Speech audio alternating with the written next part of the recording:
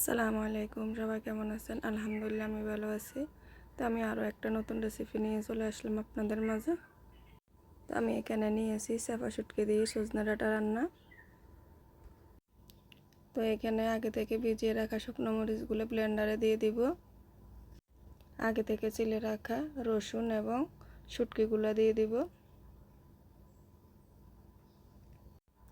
এখানে 1 চা চামচ পরিমাণ আদা বাটা দিয়ে দিব।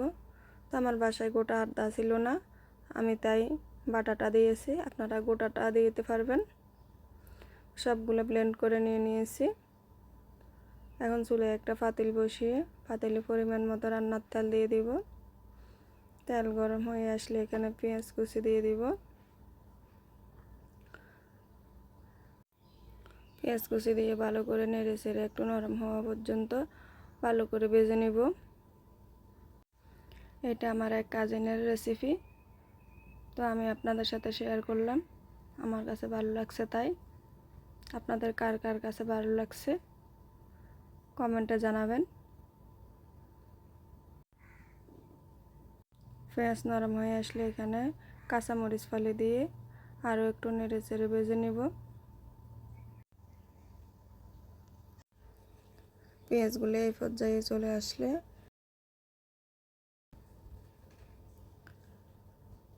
শুটকি দিয়ে সজনে ডাঁটা রান্নাটা অনেক মজা টেস্টি হয়, আপনারাও বাসায় ট্রাই করে দেখবেন।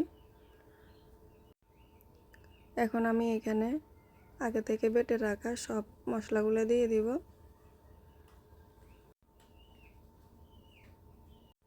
মশলাগুলো দিয়ে ভালো করে নেড়ে চেড়ে ভেজে নিব। সজনে ডাঁটার মধ্যে অনেক ওষুধি গুণাগুণ থাকে।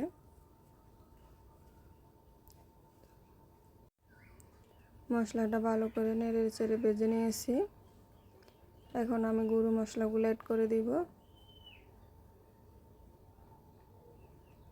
জিরে গুঁড়া এবং হলুদ গুঁড়ো দিয়ে আবারও ভালো করে নেড়ে চেড়ে ভেজে নিতে হবে।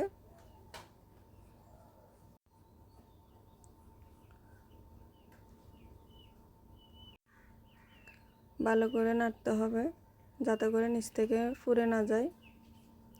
নিচ থেকে পুড়ে গেলে রান্নার টেস্ট ভালো আসে না। যারা দেখতে দেখতে ভিডিওর এই পর্যন্ত চলে এসেছেন, লাইক কমেন্ট করে পাশে থাকবেন। যদি ভালো লাগে একটা সাবস্ক্রাইব করে দিবেন।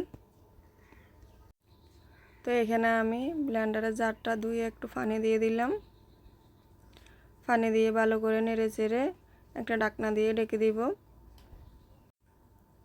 ঢাকনা দিয়ে কিছুক্ষণ অপেক্ষা করব যাতে মশলাটা কষিয়ে উপরে তেলটা বেশি উঠে। দেখেন তেলটা উপরে বেশি উঠেছে, তো আমি একটু নেড়ে চেড়ে দিব। এখন এখানে ডালগুলো দিয়ে ভালো করে নেড়ে চেড়ে মিলিয়ে নিব। এই রান্নাতে ডাল দিলে আমার কাছে বেশ ভালো লাগে। তো আমি আবারও একটা ঢাকনা দিয়ে ঢেকে দিব। এখন ঢাকনাটা খুলে আরও কিছুক্ষণ নেড়ে চেড়ে নিব।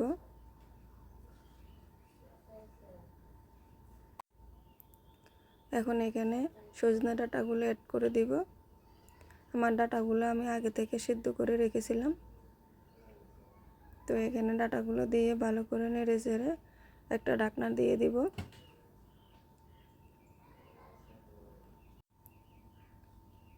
দেখেন কত সুন্দর কালারটা, মাশাআল্লাহ। তো আমি নেড়ে চেড়ে আবারও ঢাকনা দিয়ে ঢেকে রাখবো কিছুক্ষণ।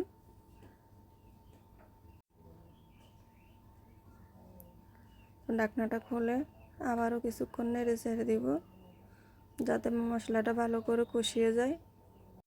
আরও একটু নেড়ে চেড়ে এখানে আমি জলের পানি অ্যাড করে দিছি। জলের পানি দিয়ে আরও একটু নেড়ে চেড়ে একটা ঢাকনা দিয়ে ঢেকে রাখবো।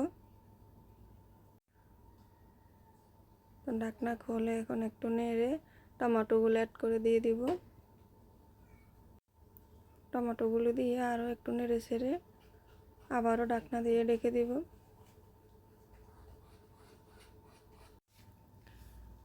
দেখেন আমার রান্নাটা প্রায় হয়ে এসেছে। তো আমি এখন চুলাটা অফ করে একটা সার্ভিং বলে সার্ভ করে নেব। দেখেন অনেক সুন্দর হয়েছে। মাশাল্লাহ। সবাই ভালো থাকবেন, সুস্থ থাকবেন। আসসালামু আলাইকুম, আল্লাহ হাফেজ।